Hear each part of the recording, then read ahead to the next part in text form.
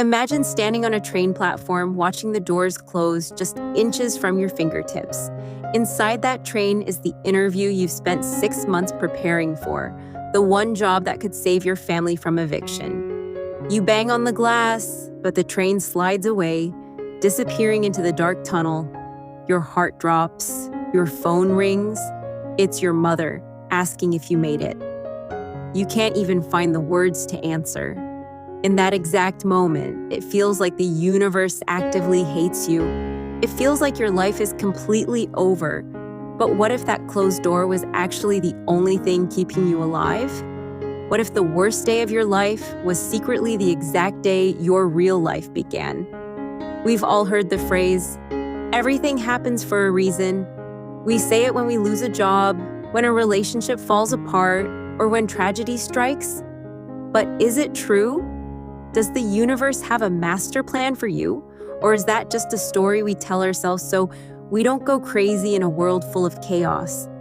To understand how a single disaster can rewrite your entire existence, we have to look at the story of a man named Leo. 6 years ago, Leo was 26, living in a cramped, drafty apartment in Chicago, and drowning in debt. His father had passed away the previous winter, leaving behind a mountain of medical bills that Leo was desperately trying to pay off while supporting his younger sister.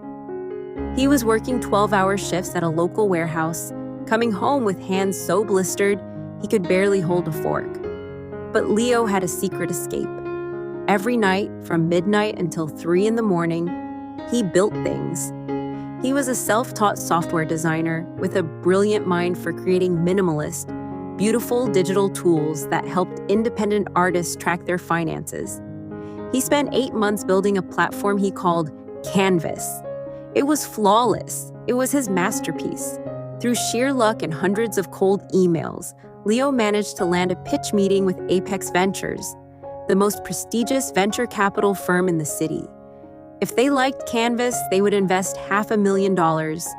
It meant paying off the debt. It meant his sister could go to college. It meant freedom. The meeting was scheduled for a Tuesday at exactly 9 a.m. Leo woke up at 5 a.m. He put on his father's old suit, which was slightly too big in the shoulders, and polished his shoes until they reflected the dim light of his kitchen. He left his apartment 2 hours early to ensure nothing could go wrong. He arrived at the transit station at 7:45 a.m. The platform was packed with irritable commuters. Leo stood near the edge, clutching his worn leather briefcase to his chest like a shield. His heart was hammering against his ribs, but he felt ready. He repeated his opening line over and over in his head. Technology shouldn't complicate creativity. It should fund it. At 7:52 a.m., the train roared into the station. The crowd surged forward. Leo moved with them, stepping toward the open doors. Then chaos. An elderly woman a few feet ahead of Leo tripped on the uneven gap between the platform and the train car. She fell hard, her purse spilling open, dozens of loose coins and prescription pill bottles scattering across the concrete. The crowd behind her groaned, some people pushing past her, completely indifferent. Leo froze. He looked at the train doors. He looked at the woman, who was struggling to get up, her eyes wide with panic. Instinct took over. Leo dropped his briefcase, knelt down, and helped her to her feet, quickly scooping her belongings back into her bag. "Thank you, young man," she whispered, her voice trembling. "Of course," Leo said, quickly turning back to the train. But he was too late. The heavy rubber doors slammed shut. Leo lunged forward, banging his palm against the glass. He locked eyes with a passenger inside, who just looked away. The train screeched and pulled out of the station. The next train wasn't due for another 25 minutes because of a signal delay down the line. Leo felt the blood drain from his face. He checked his watch. 8:18 a.m. He sprinted up the stairs to the street level to hail a taxi, but it was pouring rain and every cab was occupied. He ended up running 15 blocks through the downpour, his father's suit getting soaked through, his shoes soaking in muddy water. When Leo finally burst through the glass doors of the Apex Ventures skyscraper, it was 9:22 a.m. He was dripping wet, panting, and disheveled. The receptionist looked at him with a mixture of pity and disgust. "Mr. Vance? Yes, I'm so sorry. There was an accident at the station. The partners waited 15 minutes," she interrupted coldly. "They have a strict policy. If you can't manage your time for a $500,000 meeting, they assume you can't manage their money. The slot has been filled. I'm sorry." Leo walked out of the building. He sat down on a concrete bench in the freezing rain, put his head in his hands, and wept. The single biggest opportunity of his life had vanished because he chose to be a good person for 30 seconds. He felt an overwhelming sense of injustice. He cursed the city, he cursed the train, and he cursed whatever cruel force was running the universe. He went home, crawled into bed with his clothes still damp, and stayed there for 3 days. He felt completely broken. Because he missed that meeting, Leo had to take on extra weekend shifts at the warehouse just to make rent. He was exhausted, numb, and bitter.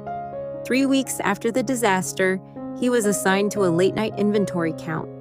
It was tedious work, scanning barcodes on heavy wooden crates in the back corner of a dusty facility. Around 11 p.m., a man walked into the warehouse holding a clipboard. He looked lost. He was in his late 40s, wearing a faded flannel shirt and grease-stained jeans.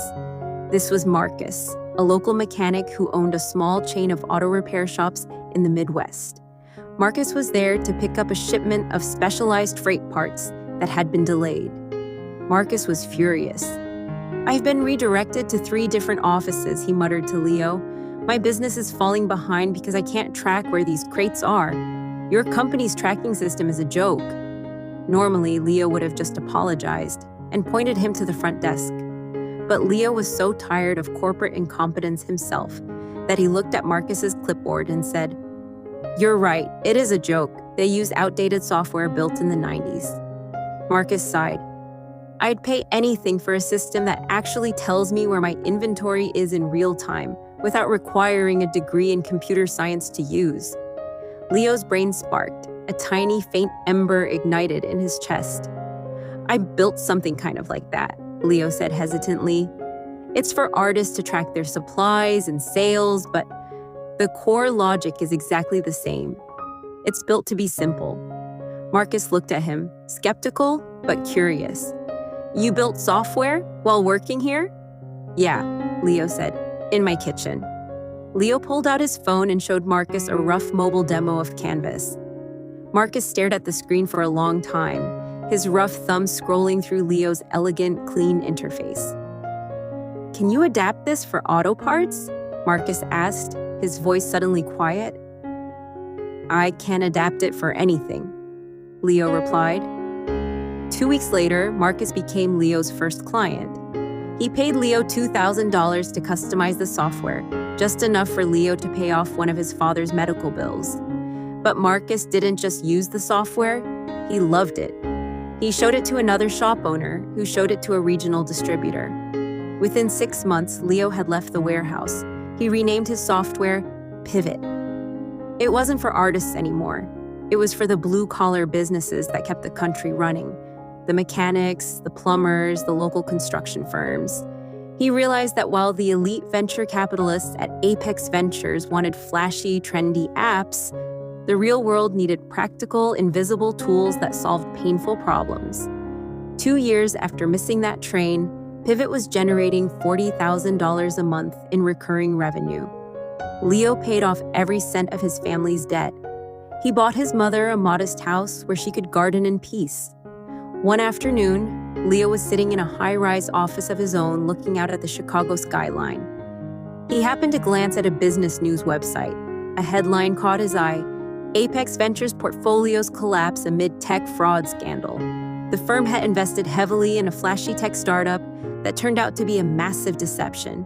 The startup collapsed, the partners at Apex were being investigated by the federal government, and all the founders who had taken their money were dragged into a nightmare of lawsuits, frozen assets, and ruined reputations.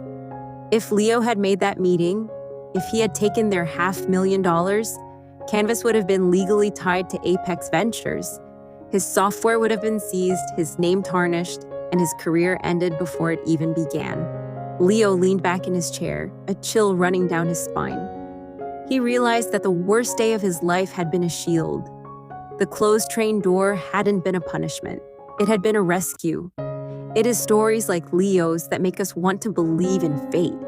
When we see a chain of events align so perfectly, our brains naturally scream, "See? Everything happens for a reason." But as a psychologist will tell you, the truth is actually much more fascinating and far more empowering. The universe didn't orchestrate the elderly woman's fall to save Leo from a bad investment.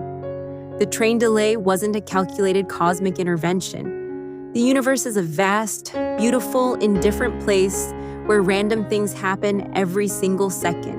Trees fall, rain pours, and people miss trains. The magic didn't happen because of a divine script. The magic happened because of how Leo's mind processed the chaos. Psychologists call this meaning-making. As humans, we are fundamentally storytelling creatures. We cannot survive in a world that feels purely random and meaningless. So our brains are hardwired to look at disconnected events and weave them into a narrative. When we look back at our lives, we often suffer from hindsight bias. This is the psychological tendency to believe, after an event has occurred, that we predicted it or that it was inevitable. When Leo looked back, it felt like a straight, destined line from the train platform to his new office. But in reality, it was a messy zigzag of random occurrences. The true superpower Leo possessed wasn't that he was chosen by fate. It was a psychological tool called cognitive reframing. Cognitive reframing is the ability to take a situation that seems entirely negative and change the lens through which you view it. When Leo lost the Apex meeting, he didn't give up on software entirely. He allowed himself to grieve. But then he kept his eyes open because he reframed his identity from a guy who failed to get funding to a guy who knows how to build things. He was able to recognize an opportunity. When a frustrated mechanic walked into a warehouse at 11 p.m., if Leo had remained bitter, if he had kept his head down and ignored Marcus, the opportunity would have slipped right past him. The reason things turned out well wasn't because the universe planned it. It was because Leo had the resilience to turn random data points into a beautiful picture. This leads to a profound psychological phenomenon known as post-traumatic growth. We all know about post-traumatic stress, where difficult events leave us wounded and anxious. But psychologists have found that human beings also have an incredible capacity for growth after a crisis. Often, it is precisely when our lives shatter that we are forced to rebuild ourselves in a way that is stronger, wiser, and more authentic. The trauma of losing his father, the stress of the debt, and the agony of the missed train forced Leo to develop a level of grit and adaptability he never would have found if he had just been handed a $500,000 check at age 26. So no, everything does not literally happen for a reason. Bad things happen to good people for no reason at all every single day. But here is the real secret. You have the power to give those things a reason. You don't need to wait for a mystical force to validate your suffering. You are not a passive character in a book waiting to see what the author writes next. You are the author. When you lose a job, when a partner leaves you, when a plan you spent years building crumbles to dust in a single afternoon, it is agonizing. It feels like the train has left the station and left you behind in the dark. But that moment of total collapse is also a moment of absolute freedom. When the life you planned is gone, the life you never could have imagined has room to grow. The reason isn't found in the event itself. The reason is found in what you choose to do next. You get to decide if a tragedy is the final chapter of your misery or the prologue to your transformation. The next time a door slams in your face or a train pulls away without you, take a deep breath, stand on the platform, look at your reflection in the glass, and smile at the chaos. Because the universe isn't denying you, it's just clearing the path. The universe does not write your purpose. It merely provides the canvas upon which you must paint it. If the story changed the way you see life, let me ask you one question. Do you believe everything happens for a reason, or do we create meaning from what happens? Share your thoughts in the comments, and if you enjoy powerful stories that reveal the hidden psychology behind life, subscribe and join us for the next journey. Until next time, stay curious.